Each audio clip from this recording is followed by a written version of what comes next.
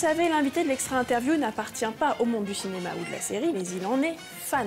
Et cette semaine, c'est Jules, l'auteur et dessinateur entre autres des BD Silex and the City, que je suis allée rencontrer pour parler des Monty Python, des Simpsons et de ses films cultes. C'est parti.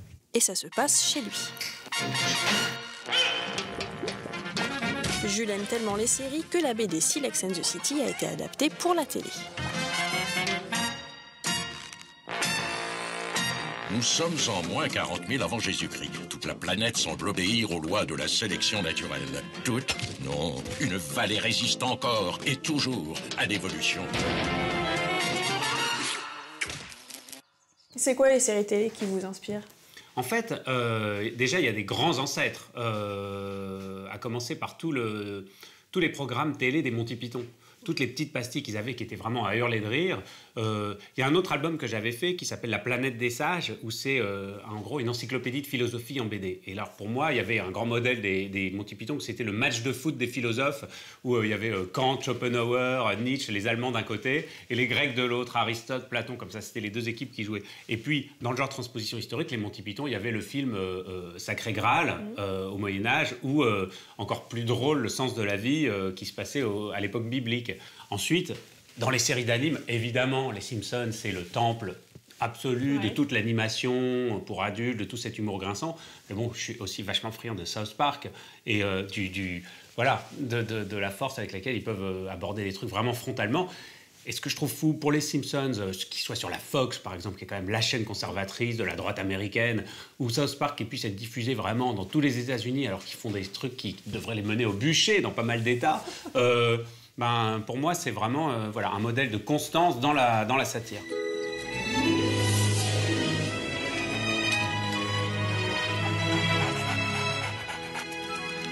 Je suis désolé, mademoiselle.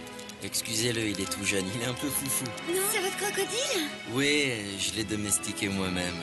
On vient peut-être à peine de découvrir le feu, mais là, je crois que tu viens de nous inventer le coup de foudre. Alors, il y a certains de vos personnages qui sont des vrais personnages. Alors, on a Bret Easton Ellis qui fait un passage et tout, mais est-ce que dans ceux que vous inventez, vous voyez des comédiens, vous imaginez un casting, vous entendez la voix d'un comédien que vous aimez bien?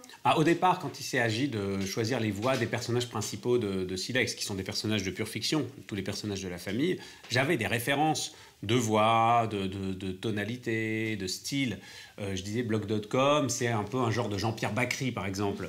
Et donc, on a trouvé des comédiens qui avaient un peu cette couleur-là. Blog.com, le Franck Equincy qui joue le personnage, il a ce côté un peu gouailleur, râleur.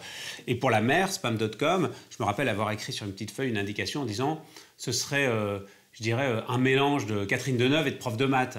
Et Noémie Delattre, elle a vraiment donné cette couleur-là, cette suavité qu'il pouvait y avoir un peu bourgeoise comme ça de Catherine Deneuve, mais un côté un petit peu, je dirais, plus aigu, un petit peu plus pointu qu'il peut y avoir dans la prof de maths qui dit « Bon, maintenant, vous prenez vos cahiers, vous regardez page 12 ». Voilà, donc ça fonctionnait bien. Écoute, je sais pas si je devrais te le dire, mais je crois que notre fille est amoureuse. Encore? Ah non, mais c'est pas possible. Un jour, elle fréquente un chimpanzé, la fois d'après, elle sort avec un anthropophage. Qu'est-ce qu'elle va nous pêcher cette fois-ci? Un amphibien? Oh, elle est belle, la génération néolithique. Et vous avez le temps de regarder des séries ou pas? L'année dernière, je me suis fait toutes les saisons de Borgen, que j'ai trouvé incroyablement super, d'un coup. Et voilà, j'ai ressenti l'addiction. C'est pour ça que je prends des séries pas trop longues, comme celle-là, parce que les séries qui... Très souvent, je me décourage, en fait. Je me rappelle avoir été tellement heureux de commencer à regarder Lost, et puis au bout d'un moment, j'ai pas tout regardé, parce que... Mais la curiosité? Oui, mais en fait, il se passe d'autres choses dans la vie qui font que, hop, on rate l'épisode suivant, puis l'épisode suivant, et puis à la fin, bon... on s'en fout. Oui, au fond, on se rend compte que c'est un peu comme toutes les addictions. Rien n'est nécessaire, c'est que du superflu. Mais c'est vrai que c'est très excitant.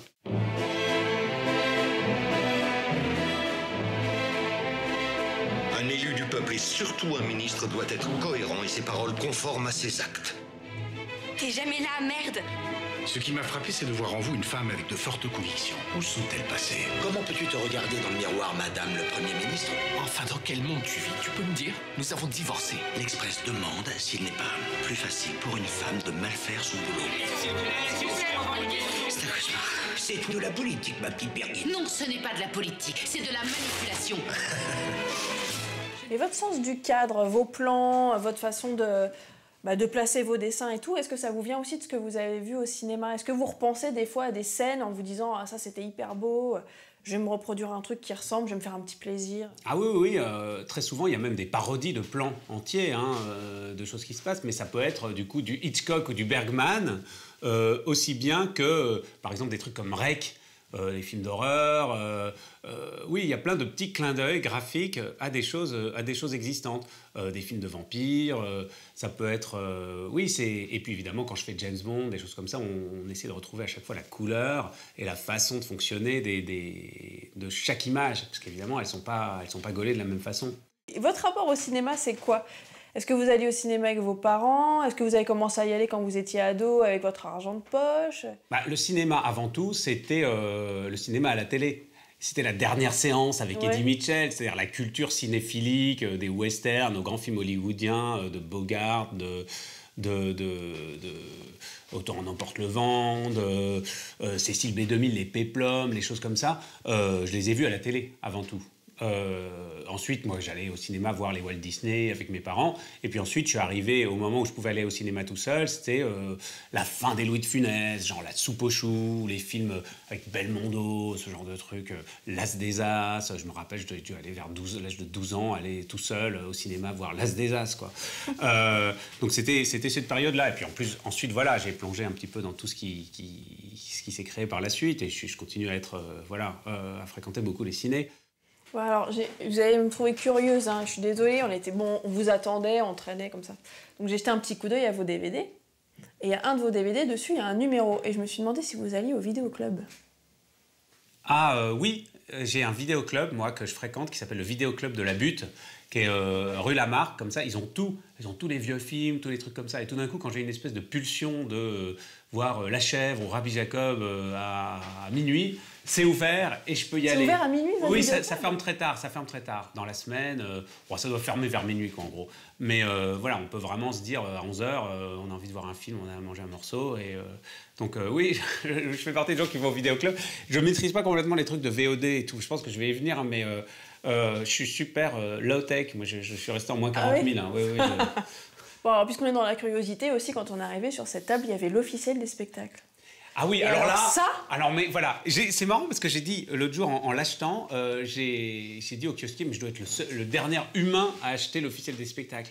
En fait, je trouve que les systèmes de navigation, Allociné, tous les trucs comme ça, super pas clairs, en fait. Moi, je sais exactement comment j'ai envie de chercher où est-ce que je vais aller. Je feuillette les pages des différents quartiers.